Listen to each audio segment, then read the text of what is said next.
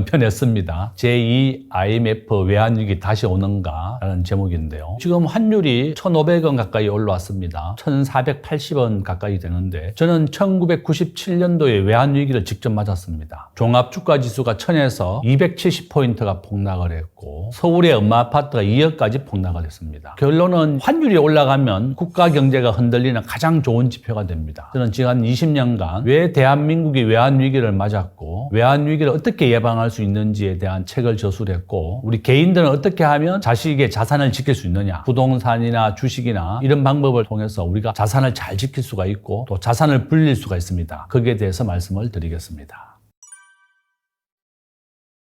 지금 현재 이란에서 10,000명 죽었다는 뉴스가 나옵니다. 최근 3년 동안 이란의 리라화 가치가 한 3배 정도 추락을 했고요. 지난 10년간 한 40배 정도 추락을 했습니다. 아르헨티나 지금 외환위기 파산했습니다. 2026년 현재 10개 나라가 IMF 구제금융을 받고 있습니다. 외환위기라고 하는 것은 언제든지 일어나고 반복되어 일어나는데 우리 대한민국도 예외가 아니다. 환율이 가장 좋은 신호입니다. 우리나라 환율은 1997년도 2,000원까지 갔었죠. 1달러 2,000원입니다. 그 다음에 2008년도 미국의 리만 브라더스가 파산했을 때 1,600원을 찍었습니다. 1,600원 찍었던 2008년도에는 미국의 서브프라임 모기지. 미국 사람들은 집을 사면 40년간, 30년간 장기 저리 대출을 해줍니다. 그런데 이런 부실금융이 확대가 되면서 미국 경제가 엉망이 됐었죠. 그래서 미국이 통화스와프를 우리한테 600억 달러를 해줬습니다. 일본은 우리한테 700억 달러를 해줬습니다. 근데 지금은 둘 다 안 해주고 있습니다. 잘 아시다시피 대한민국은 전 세계 국제금융에서 결제가 되는 비중이 0.1%, 세계 35위에서 한 40위 정도 된다 이렇게 추정할 뿐입니다. 전 세계 국제금융에서 20위까지만 발표하는데 우리 대한민국은 없습니다. 태국이 한 10위 정도 되고 헝가리가 20위인데요. 우리나라는 0.1%로 한 40위권이다 이렇게 보고 있습니다. 그 정도로 대한민국이 제조업은 세계 5위의 강대국입니다. 제조업은 이렇게 강한 나라고 반도체를 가장 많이 만들고 자동차의 대국이지만 원화는 이렇게 경쟁력이 약합니다. 사람 몸의 피와 같은 존재가 바로 금융인데 우리가 97년도 외환위기를 맞았습니다. 외환위기는 일본과 미국이 주도했습니다. 한국의 단기 채권을 가장 먼저 팔았던 게 일본이고 미국도 따라 팔았습니다. 첫 번째 환율이 오르는 가장 큰 이유는 한국의 외환보유고가 국가 GDP의 22%밖에 안 됩니다. 정말 충격적입니다. 1997년도 외환위기를 겪지 않았던 대만은 현재도 그렇고 97년도에도 그렇고 국가 GDP의 80%를 외환보유로 가지고 있습니다. 대만은 인구가 2천만 명 정도밖에 안 되고 중국 밑에 조만한 섬나라죠. 국가 GDP가 8천억 달러밖에 안 되는데 외환보유고가 6천억 달러가 넘습니다. 한국은 현재 외환보유고가 4,300억 달러입니다. 우리는 국가 GDP가 2조 달러가 안 됩니다. 한 1.8조 달러 정도 되는데 거기에서 외환보유는 20%밖에 안 되는 겁니다. 바로 이렇게 외환보유고도 낮고 두 번째는 한미통화수합을 미국이 거절했습니다. 대한민국이 미국에 3,500억 달러를 투자하기로 약속이 되어 있습니다. 금년부터 200억 달러가 직접 투자, 10년씩 투자되고 미국의 해양 조선업을 부활시킨다 그런 목적으로 1,500억 달러를 투자하게 되어 있습니다. 우리나라 전체 외환보유고의 한 85% 정도 됩니다. 3,500억 달러를 투자하기로 했는데도 트럼프 대통령이 절대로 한국과는 통화수합을 해주지 않는다. 정부가 강력히 요구했음에도 불구하고 부결됐습니다.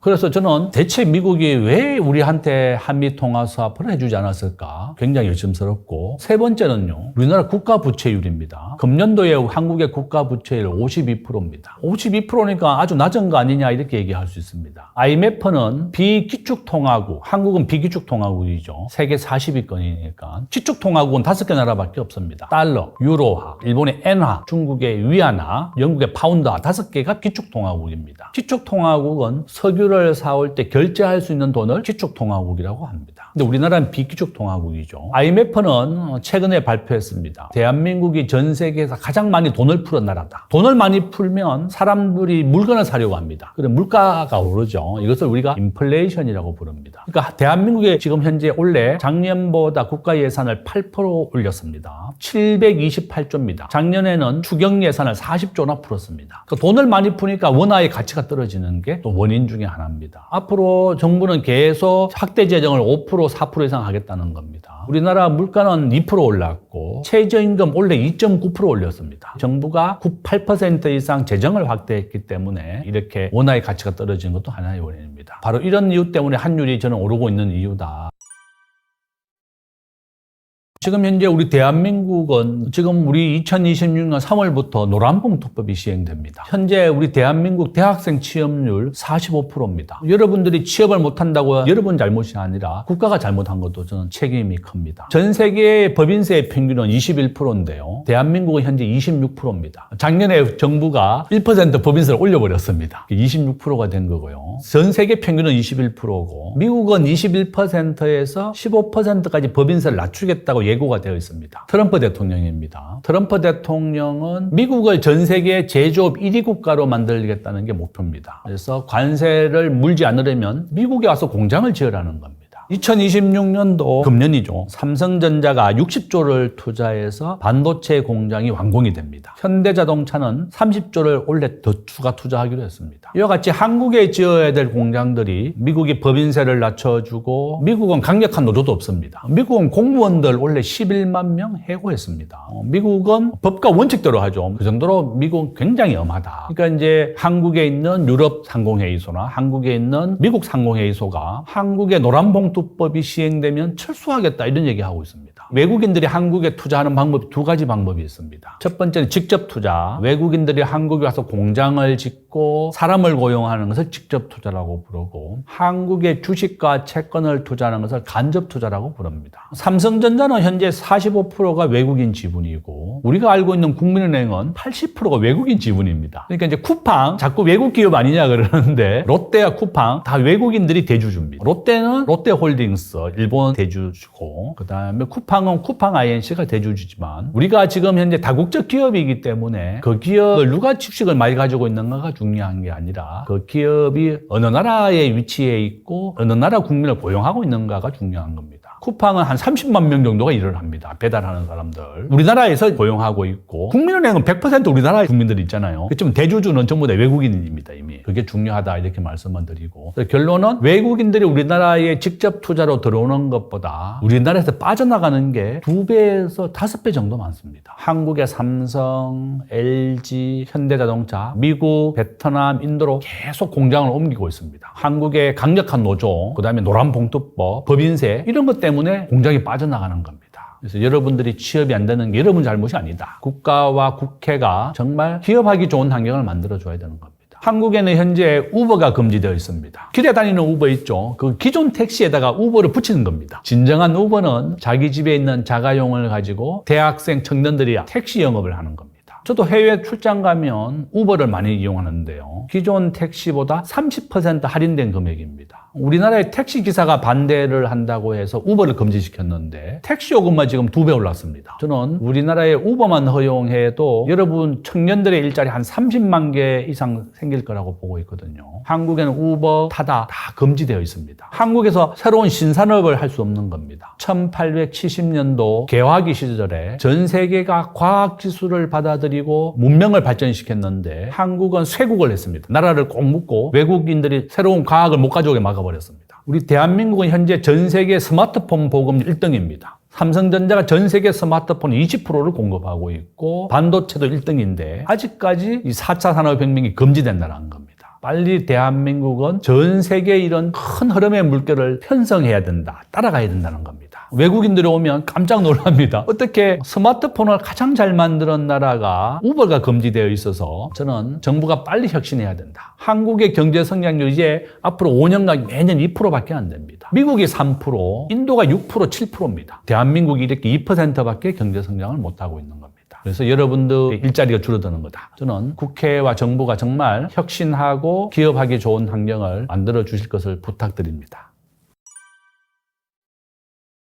정부가 우리나라는 올해 예산이 728조인데요. 전체 예산의 10%는 국방비고 33%, 3분의 1은 정확하게 복지비로 나갑니다. 우리가 생계를 이어갈 수 없는 홀로 사는 노인들이나 어려운 분들에게 대해서는 당연히 생계 지원을 해줘야 됩니다. 저는 그건 정말 찬성입니다. 그렇지만 복지를 계속 확대하고 또 선거 때 표를 얻어야 되기 때문에 노인 요양비라든지 또 기초생활지원비를 계속 올려주고 있습니다. 그러니까 복지비가 더 부족하게 되는 거죠. 그러니까 집권 여당이 되면 항상 복지비를 올리고 표를 많이 받기 위해서 복지를 늘리는 겁니다. 우리나라 전체 국민의 65세 이상이 한 30% 가까이 된다 그래요. 그러니까 사람들에게 돈을 주면 누구나 좋아하죠. 그러니까 그 표로 또 연결되는 겁니다. 이와 같이 복지를 확대하는 것이 가장 큰 문제다. 우리가 생산적 복지라 그래가지고 일자리를 만들어주고 근로를 하게 해줘야 되는데 이런 복지비를 계속 늘리니까 돈이 부족한 겁니다. 그러니까 국가가 발행하는 국채를 발행해가지고 한국은행에서 돈을 빌려오는 겁니다. 그것을 우리는 국채라고 부릅니다. 그게 원래 52%가 된다 이렇게 보시면 되겠고요. 여기에다가 이제 군인연금, 공무원연금은 실질적으로 정부가 지급을 하고 있습니다. LH공사, 수자원공사 있죠. 이런 데는 전체 부채율이 한 1000% 가까이 되는 데도 있습니다. 이런 공기업들은 부실이 많거든요. 특히 LH공사 같은 데는 임대아파트 사업을 하니까 임대아파트는 뭐 보전금 낮게 책정되어 있습니다. 그러다 보니까 이제 부채가 증가할 수밖에 없죠. 바로 이런 이유 때문에 국가 부채율이 계속 올라가는 거고, 원래 순수한 국채는 52%, 그렇지만 공기업 부채, 군인연금을 포함하면 2026년 1월 130% 정도 된다고 우리 학자들은 추정하고 있습니다. 심각한 겁니다. 그러니까 저는 지금 당장 외환위기가 와도 이상하지 않다. 외환보유고도 낮고 통화스와프도 한미 한일 두 개 다 없고 국가 부채율은 50%가 아니라 130% 정도 되고 그런 이유입니다. 그러니까 환율은 계속 오른다. 한국은행의 현재 외환보유고 현금이 200억 달러밖에 없습니다. 그래서 미국에 200억 달러를 매년 투자하기로 한 거다. 외환보유고 4,300억 달러 중에 90%가 미국의 채권과 국채, 주식으로 투자되어 있습니다. 현금이 하나도 없습니다. 트럼프 대통령이 원하는 것은 미국에 와서 일자리를 만들어 달라는 겁니다. 우리나라 외환보유고를 가지고 미국에 간접 투자를 하지 말고 미국에 공장을 짓고 사람을 고용하라는 겁니다. 그래서 삼성과 LG, 현대가 미국에 공장을 짓고 있는 거고 우리의 일자리가 없어지는 거다. 바로 이것이 가장 큰 위험 신호다 이렇게 볼 수 있습니다. 지금 현재 10개 나라가 국가가 파산했다 그랬잖아요. 지금 현재 아르헨티나 연이자가 100%입니다. 터키도 마찬가지고 스리랑카, 파키스탄 이런 나라가 대부분 그렇습니다. 이 외환위기는 반복되어 일어나고 제일 중요한 것은 철저한 대비다. 한국과 대만이 똑같은 산업 구조입니다. 반도체를 먹고 사는 나라입니다. 그렇지만 대만은 1948년도 중일 전쟁이라든지 국공합작을 해봤을 때 세상에 그 어떤 나라도 믿을 수 없다는 걸 알게 된 겁니다. 그래서 외환보유고를 6천억 달러까지 비추갖고 그 다음에 그 어떤 나라도 믿지 않는 겁니다. 저는 전쟁과 마찬가지다. 국제금융시장은 미국과 일본은 우리의 우방국이지만 IMF 때 도와주지 않고 오히려 유발했습니다. 한국이 부실하다 이러니까 채권을 팔고 나가버린 겁니다. 그래서 우리 대한민국의 적정한 외환보유고는 IMF는 한 7천억 달러, 국제결제은행은 한 9천억 달러. 그러니까 지금 절반도 안 되는 겁니다. 그러니까 환율은 계속 이렇게 오르는 거고 저는 아마 이렇게 상승 추세라면 올 연말에 한 1,600원, 내년에는 1,700원, 84% 확률로 계속 오른다. 그 시기는 국가 부채가 올라가면 올라갈수록 더 당겨질 것이다. 이렇게 보고 있습니다. 여러분, 한국의 환율이 계속 상승하면 이런 식으로 나가면 결국에는 제2의 IMF가 터질 수 있습니다. 여러분, 이제는 한국의 이 돈이, 이 지폐가 이제 종이짝처럼 되어버렸어요. 이 미국에서도 그렇게 취급을 합니다. 종이짝 취급합니다. 해외에서, 유럽에서 종이짝 취급을 하게 되었습니다. 이거는 너무나도 무능력하고 정말로 무법천지인 이재명 정권이 몇 개월 만에 이 나라를 완전히 망가뜨린 겁니다. 완전히 이 나라를 아주 폭망시킨 것입니다. 여러분, 그러면 여러분이 괴로워하고 원망하면서 이렇게 있을 수는 없습니다.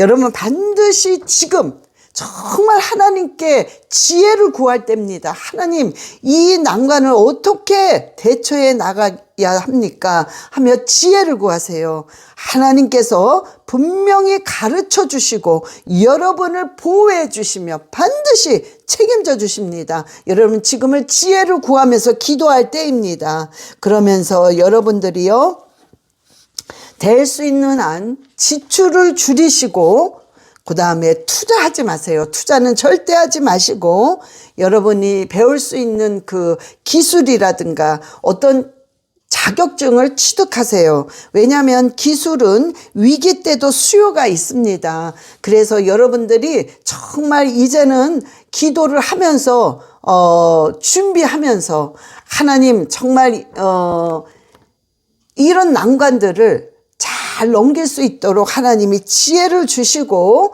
환경을 열어주시고 또한 그 명철 총명을 달라고 여러분 꼭 기도하시기 바랍니다. 저 또한 여러분을 놓고 함께 기도하겠습니다. 사랑합니다. 축복합니다.